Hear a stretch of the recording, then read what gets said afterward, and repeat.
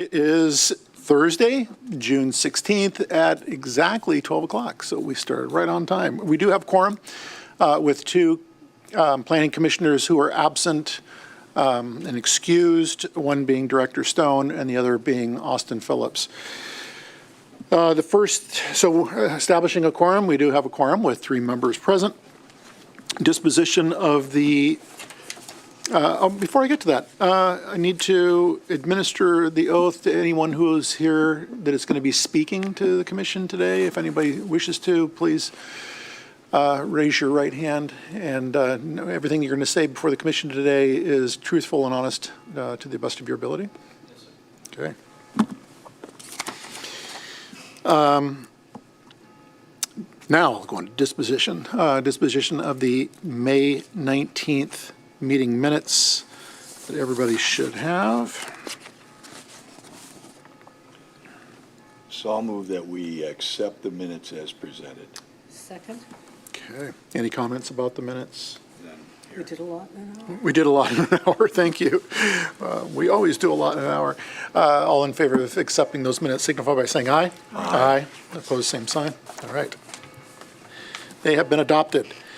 We don't have any cases today. But what we do have is we have communications. This is a communication on the Kershaw Green Apartments. This is phase 3 and 4 off of State Route 682 by the WODA Group. And I'm going to lean on the director to get us kicked off. If you want to give us any updates on Kershaw Green 3 and 4. Yeah, thank you, Mayor and Commission members. This is Phase 3 and 4. As you recall, last year, Phases 1 and 2 of this development were submitted to Planning Commission and were approved, and that's under construction right now. Phases 3 and 4 are located to the north and a little bit west of those first 2 developments. The access for Phases 3 and 4 will be coming off of the same location as Phase 2 of the already approved development. That's all I have. I'm going to go ahead and turn it over to our guests today to speak to Phase 3 and 4. Yep. Tom Simons. I'm with WODA Cooper. Ann Little, my colleague, is with me, an architect and engineer, if there's any questions. But yeah, this is a continuation of Phase 1 and 2 at the Kershaws. It's already under construction. Phase 3 and 4, the final 2 phases of Kershaw. Phase 3 is 54 units, and Phase 4 will be 30 units. So really just if you had any questions we got the team here, and we can walk through that.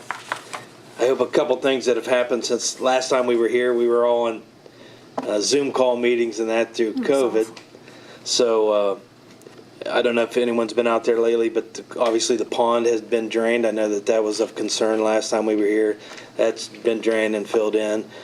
We all work together, we being the city and us and others, and helping to get the speed limit reduced out there. So that's a great thing that's coming. And so a lot of good things that have been going on, and just trying to get 3 and 4 started so we can finish up. I am going to make comment because I know there was questions that were being raised, for the Planning Commission. Why did we not know about 3 and 4? And as I've understood it now from WODA Cooper, is that it was unexpected that the second LIHTC allocation for 3 and 4 did come through, which is great news. At 9%, that means 70% coverage for these projects. Because initially, if I'm not mistaken, the low income housing tax credit, was awarded for Taylor Green and or is it Taylor Park? And Taylor and Kershaw Green. Thank you. Yes. Director Riggs. Okay. So at that time, when that first and second phase were running along, it wasn't known whether there was going to be another round of LIHTC. Yeah, so the Ohio Housing Finance Agency puts out their rule book, the Qualified Allocation Plan. And just like if you were writing city grants or whatever, you follow whatever the funding source is, whatever their rule book says and their requirements. So we did our applications on phase 1 and 2, Tyler Park and Kershaw Green.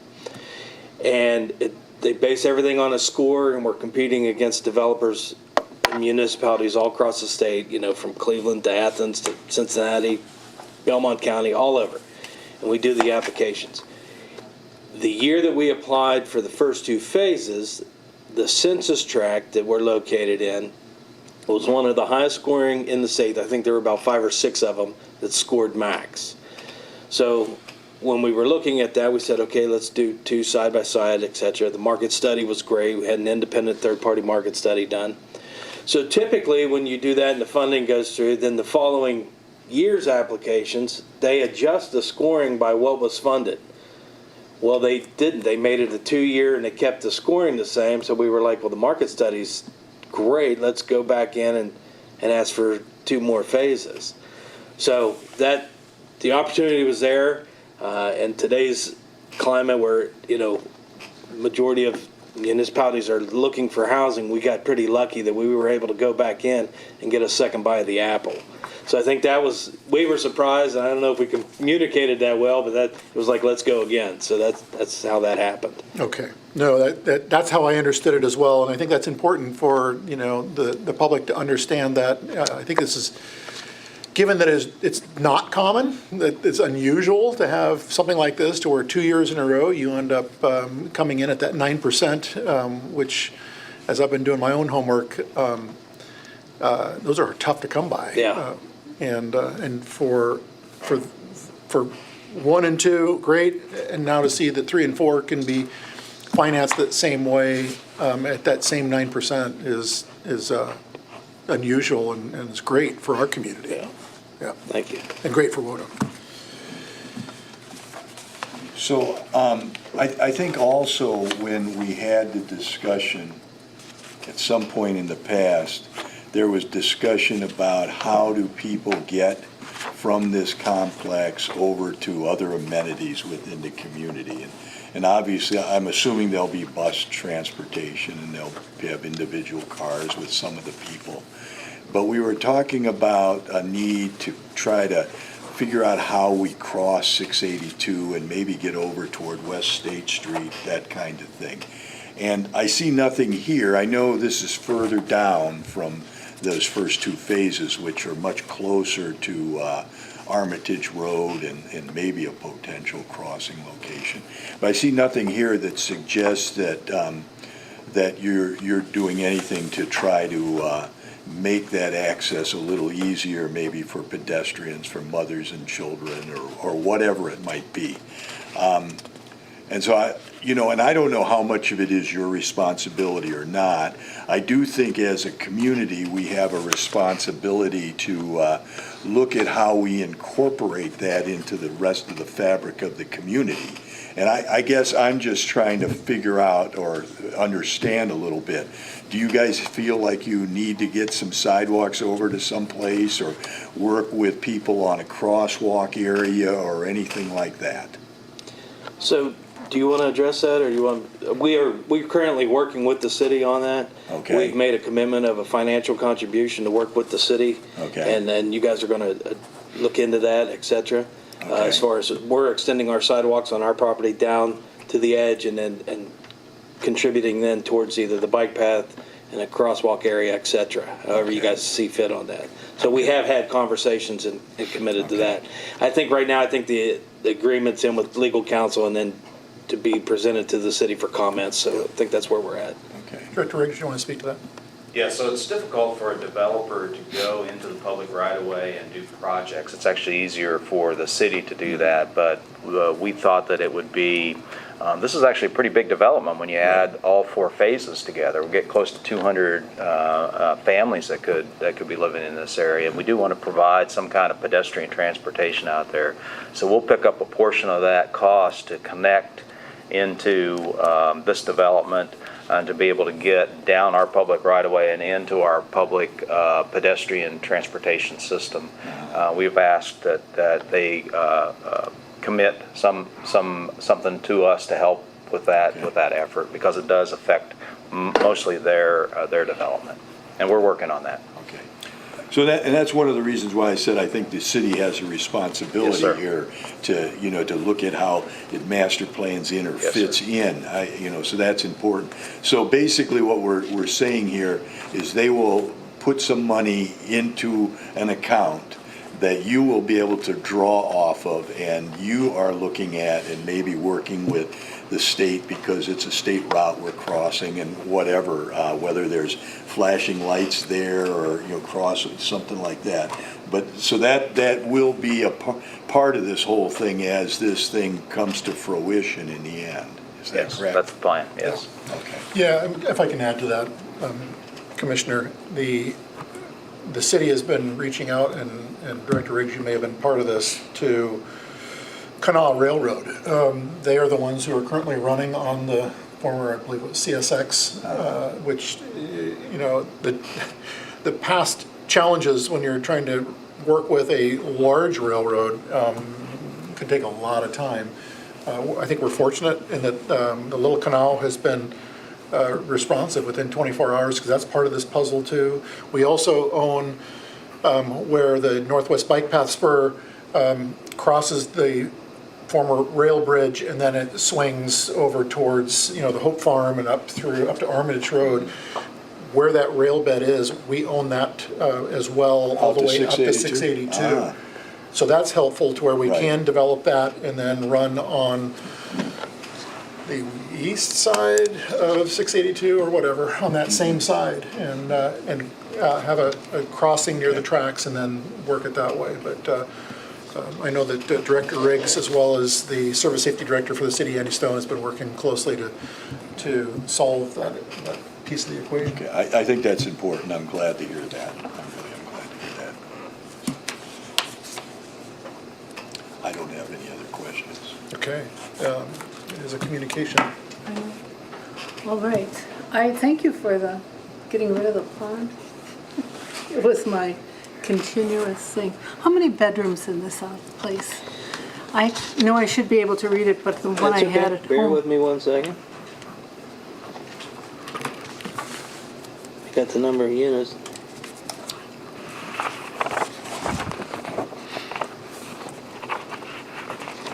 I had too small.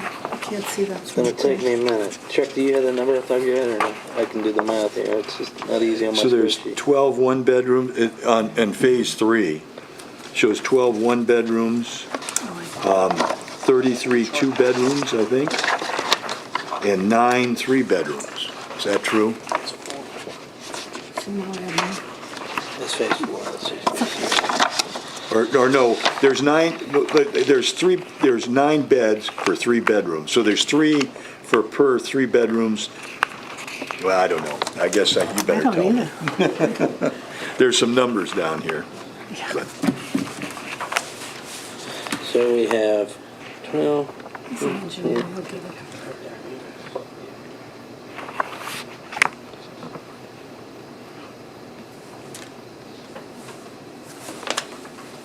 So 110 bedrooms on Phase 3.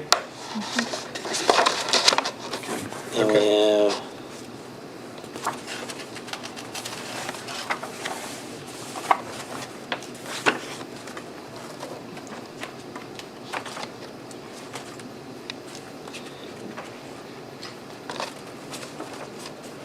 48 on Phase 4.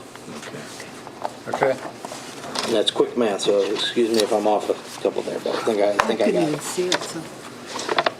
Oh, are these open here? Okay. So it's changed from before?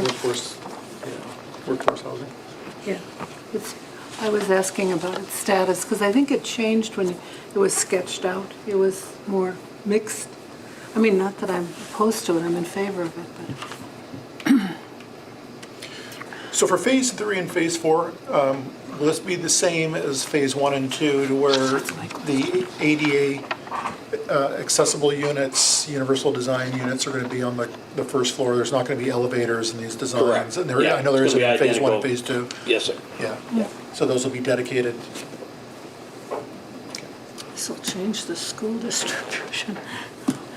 if we have that many kids. Okay, well, earlier when I was whipping through this, since I could see it finally, it said flood hazard zone A, flood zone X.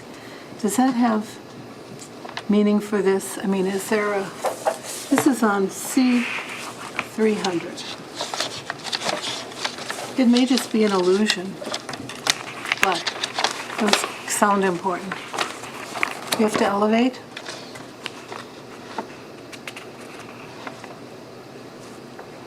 I can speak to that, Mr. Mayor. Sure. Okay, he's still. I don't know if it's on that. Yes, ma'am, you're correct. Both these sites have area that falls within flood zone A, just like phases 1 and 2 did as well. Everything will be elevated at least 1 foot above flood zone. I think we're even higher than that on both sites. Okay. So, yes, there'll be a lot of fill will be brought in, just like Okay. phases 1 and 2. So, Okay, I'm familiar with that because AEP is going by my house with lots of it every day. Then, what about the cemetery? So, yeah, Mr. Riggs informed us of the cemetery there a month or so ago. The superintendent and the site excavator, as well as, I forget the name from the Our city. Assistant Safety Service Director, Andrew Chickey. Okay. All met at the site and walked the site, and they believe they have the area defined as to where this cemetery is, and obviously roped off, and they're going to stay away from it. It has not and will not be disturbed. Right. Okay. Yeah.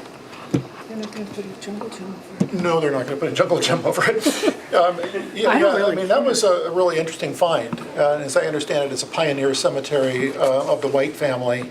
Whether that's affiliated at all with White's Mill or not, I mean, that kind of would make sense to me. Makes sense. But I'm glad that that's been identified and isolated. And saved. Because that, I'm sure, as you're well aware, could really create a whole host of problems. And so that's good to know. And you're going to put a placard or something on it, or just ignore it? I don't care. Are you going to identify it? Is he going to put a? So that is now a cemetery within the city of Athens since it has been annexed in. It's a great question. It is a If you great have a question. historical society. We or do that, have a we historical can work- society, and they're aware They of could it. contact Yeah. us and maybe, Yeah. if you want to have an event there, whatever you'd like to do, I mean, Yeah, it's Sure. interesting. I think Director Chickey is going to do some more homework on. He found it on W.E. Peters. Come on, he's worth his weight in gold. Yeah, yeah. I think what's great about it is you can imagine, no matter how long it's been there, there's family that's their family, and you wouldn't want their gravesite dug up. So it was great. I'm so thankful we didn't disturb it by accident. So. Sure. Could have happened, but for Chicky. And this is a water operation, last question. Is this water? Yeah, Woda Cooper. Yeah. Yes, ma'am.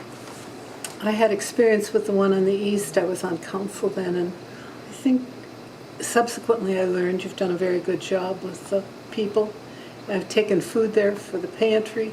It's always clean as it can be, and of course it's a different clientele. But I think it's a worthy site. Thank you.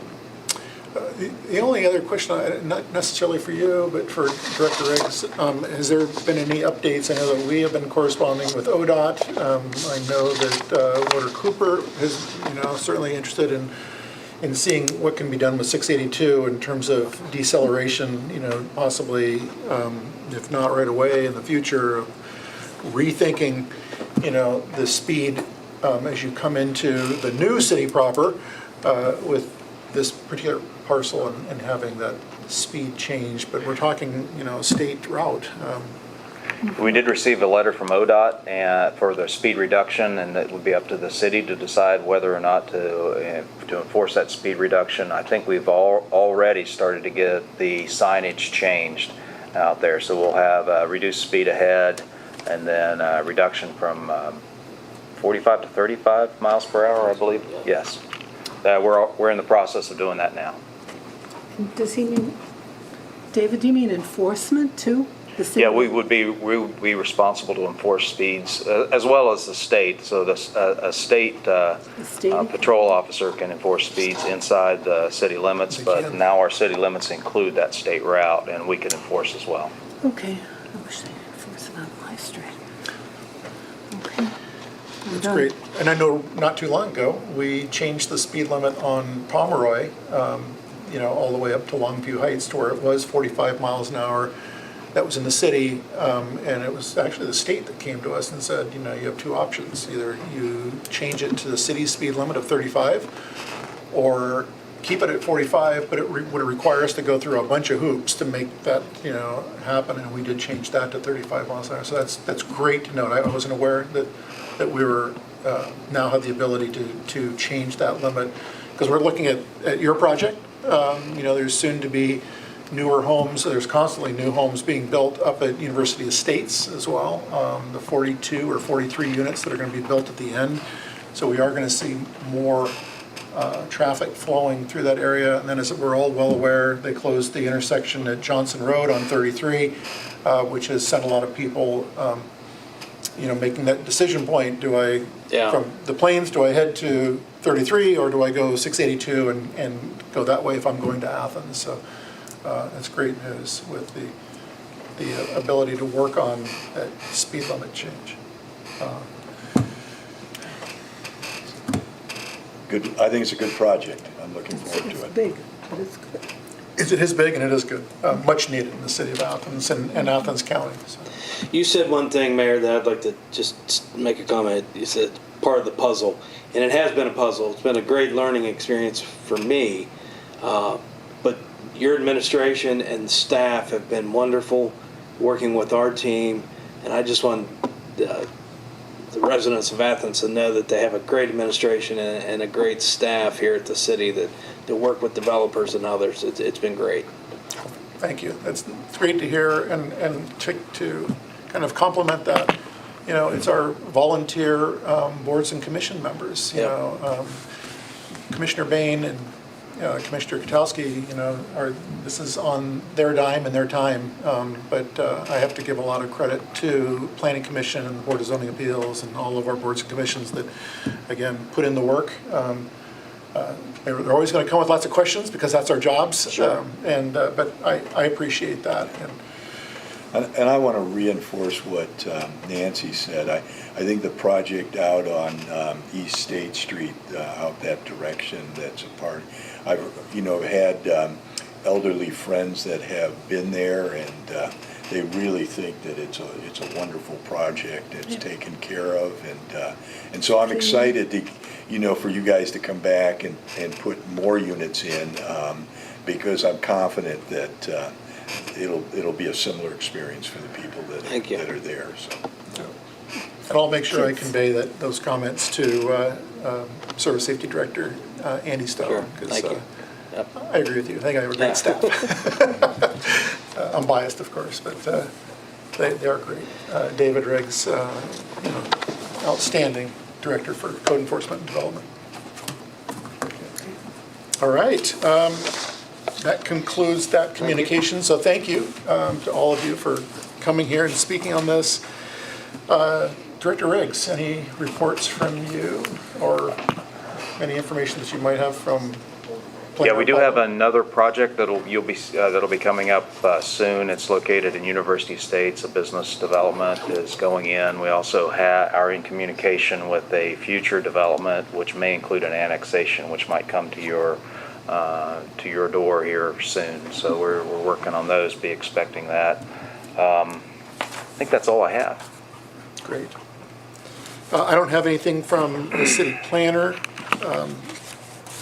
And now we have an opportunity for citizens to speak on anything that was not discussed here today. And other than the group that's here, I don't see anybody else that's here to speak on that. So announcements and other business. Announcement is that July 7th will be our next meeting of the Planning Commission here in the city. John or Nancy, any communications from either of you? No. I will throw this in because it's probably a good plug for anyone who is tuning in. This weekend is the Juneteenth weekend, so Monday, city services other than those who have to work 24/7, water, fire, sewer, police. The city building will not be open. Code office, I'm assuming, will also not be open. Arts, Parks, and Rec will have open, they will be open. Can't close the pool.